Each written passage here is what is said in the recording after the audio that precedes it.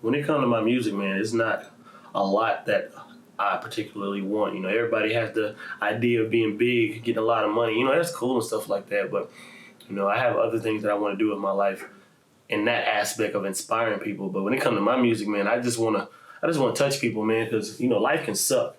And sometimes people don't have anyone to go to or are afraid to talk to somebody. So when they listen to my music, I want them to be like, man, I feel just like him. You know, he touched me in some particular way that changed my life, want me to do better. You know, I could care less about, you know, money. Like,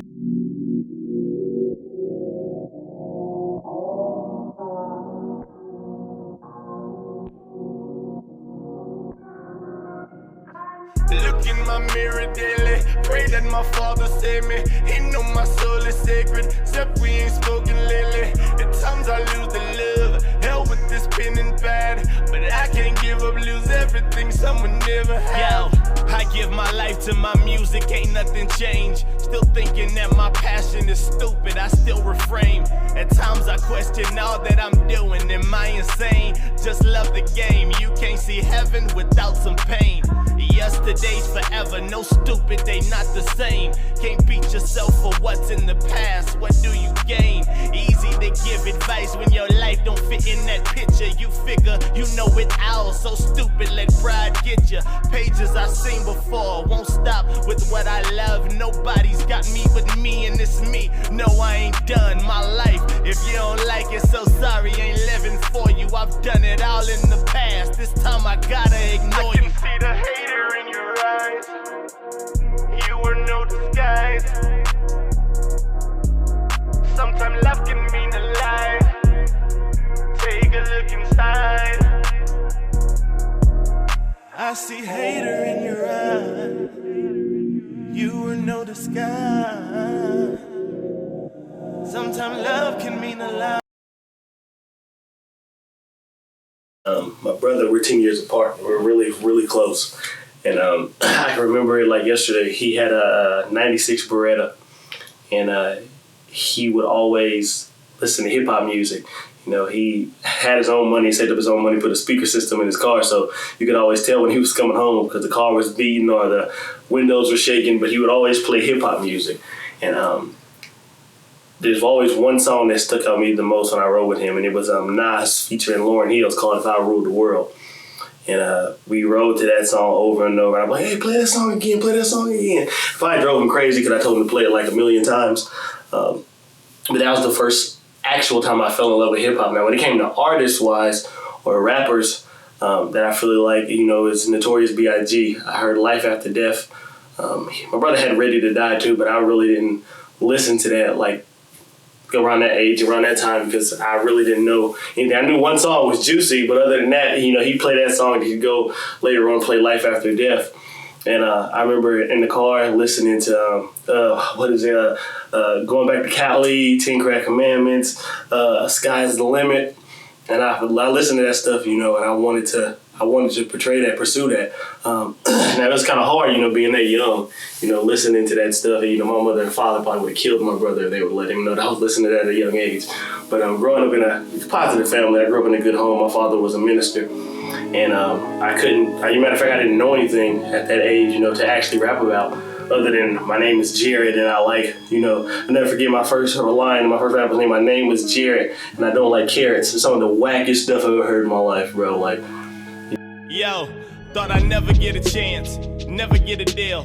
However, what I thought just so easily disappeared. Circles I was in, they so easily turned to squares. If they never say a word, understand I'll never care. Never thought I'd fall in love, when I see it I just stare. Don't wanna mess this up, you see the past was never fair. Ain't worried about my demons, hope the devil sees it clear. Ain't no way I'll come in second, something I can never bear. Sick of living like I'm nothing, I enjoy the life I live. I can get it cause I earned it, don't you ever question this. Don't tell me I can't do it, I'm fighting every day. I get hungry and determined off the BS people say. I ain't asking for a hand, let me get it for myself. No one never gave a hand, sick of asking folk for help.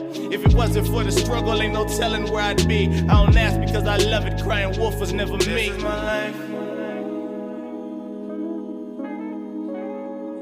I had to go and get it. By any means necessary.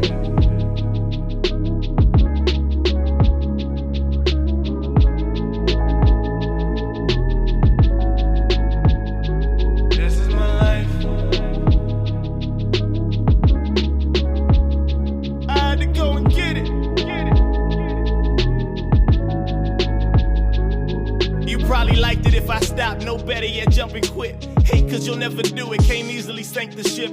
Mad cause I'm fighting for it, my story ain't manuscript. Live the way that I want, nobody can flip the switch. God is my only answer, no way you can see his plan. You lying, you say you see it, don't know when this all began. Nobody go Beretta that introduced me to Biggie. Feelings remain the same, they introduced me to Mickey. I couldn't give up if I wanted to. What would you do if what you love was steady haunting you? It's like these rappers that don't rap are steady taunting you. And every day you live to give the heart that's filled with art in you. Don't see the dream, don't understand. It's not my dream for you to give a damn. Don't see the dream, don't understand. It's not my dream for you to give a damn. This is my life. I had to go and get it. By any means necessary.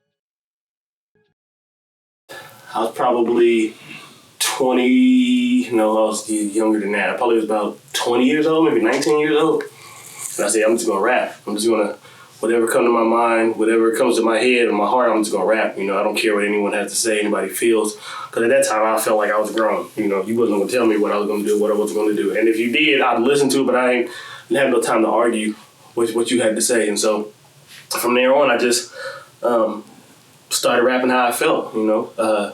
Talking about life, talking about struggles. Man, I changed my name so many times, man. I had my rap name used to be Justice, Justus. It went from Justice to Hazel Quick. Don't ask why that is that. It's probably because my eyes. My homeboy we were at a restaurant, and he was like, you should be called Hazel Quick. I think he was just playing, but I took it as he was being serious, and that was the worst choice of my life. Went to Michael Quick because my middle name was Michael, and I was quick to react forever. You know, quick mouth, quick tempered at the time. You know, just quick to react. And then from there, it went to J.A. The name was Jarrett Adams. And what I came to the conclusion is, you know, when people look up my name and when it comes to my music, I don't want to sound like anybody else. I don't want you to look up my name and see my name in existence with anybody else. And so it came to Jarrett Michael. My first name is Jarrett. My middle name is Michael.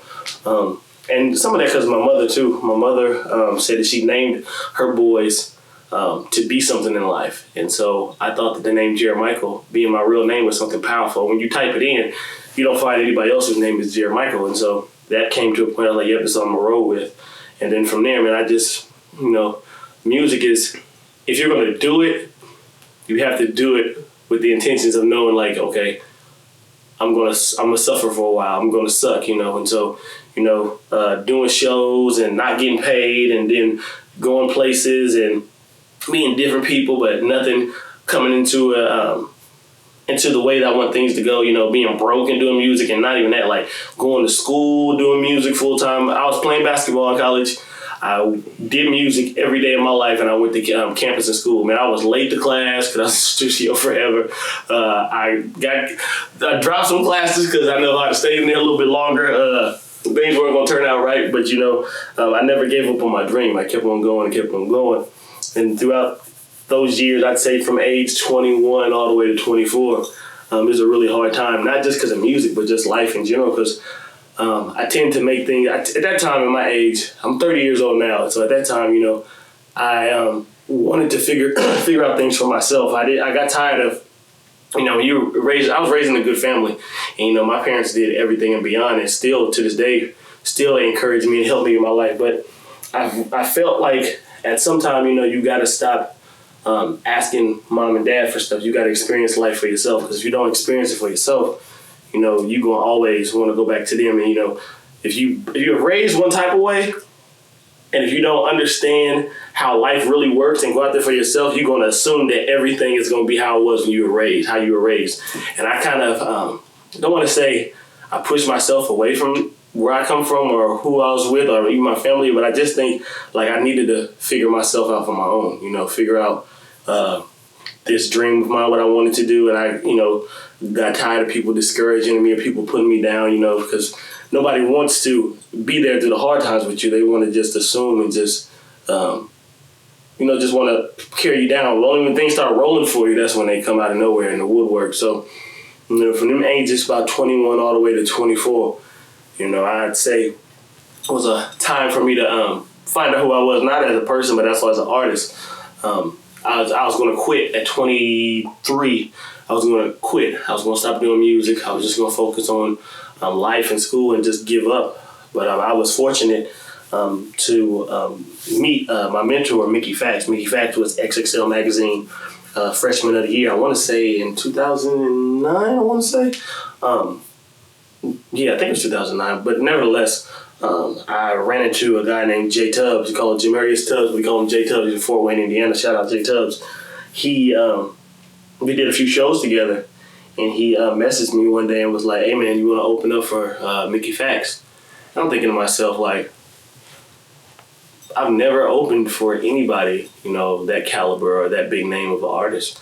And at first I was scared, and I almost told him no because I was going to stop. I was going to quit doing music. I was going to just focus on other things. But something, I don't know, I went and I did it. And my brother, and I'll never forget it, at the time, back home in Kokomo, Indiana, I had a friend named Justin Pugh, called him DJ Pugh.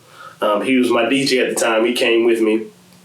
And my brother, Kendrick came with me, and then my cousin, who also raps, his name is DeRay, I call him DJ, he came with me, and we went to Fort Wayne, and I met Mickey Fax. This is before I didn't exchange numbers, didn't talk or anything. I was so nervous to rap in front of him. I thought he'd be like, "Hey man, you suck.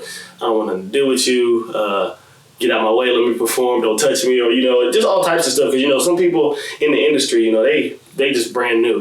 They make so much money, they think they just talk to you in a type of way, they want to treat you in a type of way. But the crazy thing is, like, he wasn't like that. I didn't get that vibe from him. I shook his hand, he said he was Mickey Fax, and that was it.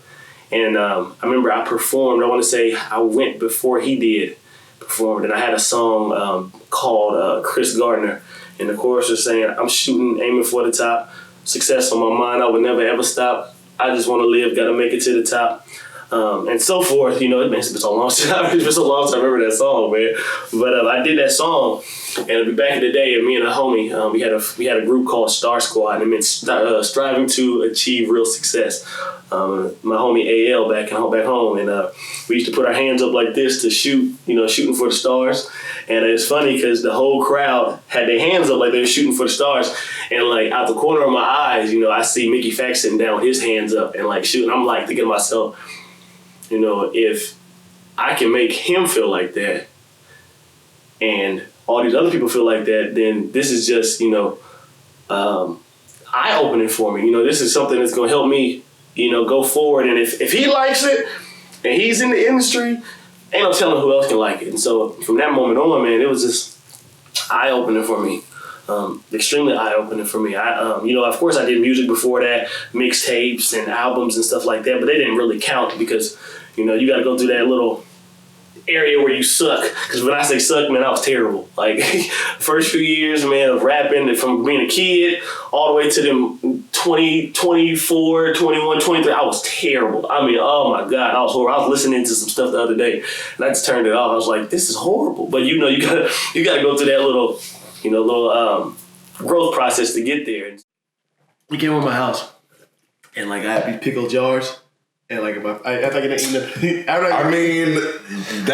was an understandable situation. No, I get to eat the pickles and I dump the pickle juice out because who drinks pickle juice? I guess that's gross. Oh, that helps with your throat. Time out. Yeah. Well, I'm just saying, like, if it's the winter, it's winter. No, I dump it out and put nothing but water in there and put it in the refrigerator and make it like stupid cold. Water in a pickle jar. But it's no, wait a second. Rest assured, the pickle jar has been cleaned out. There's no pickle juice or anything in it. He, on the other hand, wanted some water from the sink. I hate fountain water. So I was like, Sonny, man, go get that pickle jar in there. It's nothing but water. It's good. He looked at me like.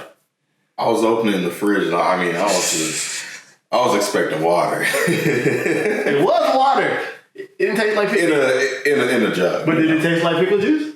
It did. It did not. It did not? It did not. It did or it didn't? It did not. But the presentation of it. So after I did that with Mickey, me, myself, and J Tubbs, we went on tour with him for a few other stops all over Indiana. And just built my confidence up and just kept on working and making me, want it even more and just determined for it. And I remember we went to, I want to say it's a nightclub in Fort Wayne, Indiana. We just got done doing the show. And it was me, J Tubbs, Mickey Fax. I had my homegirls from Kokomo, Indiana. Shout out to my sisters back home. And my homie came with me. And I remember sitting down talking to Mickey, and I just got the urge and the balls to stand up to him and like, hey man, I really look up to you. And I want this more than anything, man. I want it more than, I don't know when it's gonna come the way I want it, but I want it. And I just want to know if I can have your number, man, just so you be my mentor and talk to you. And without, any hesitation or anything, he was just like, here man, here's my number. He said, if you need anything, let me know. And that was probably about 2012, 2011. It's 2019 now, 7 years later. And, he's still like my big brother, my big mentor. And so from there on, man, I was just been hungry ever since, I did an album called Exile, and I featured him on it. It was called Sold to Satan. And, you get so much heat for stuff like that. People as soon as people see the name of something, and assume it's going to be something crazy rather than shut up and listen. The funny thing about hip-hop music is that, people see a picture or they hear something rather than dissecting it and actually listening to it, they want to assume something. It's crazy how movies and music is all almost the same. Now, an actor can portray who he is, who the character is and everything through acting, but the people watching that, they'll be like, oh my God, we love it so much. He's so great. But when a rapper or artist, depicts what they feel or who they are in the music, oh, this person is this person is that, rather than actually listening to what they have to say. Now, rest assured, going through those stages in my life and with music, I had a lot of dark times, like dark areas, one of the things, I didn't care. Like I said, I didn't care what anyone had to say. So it wasn't cussing in my music without a point.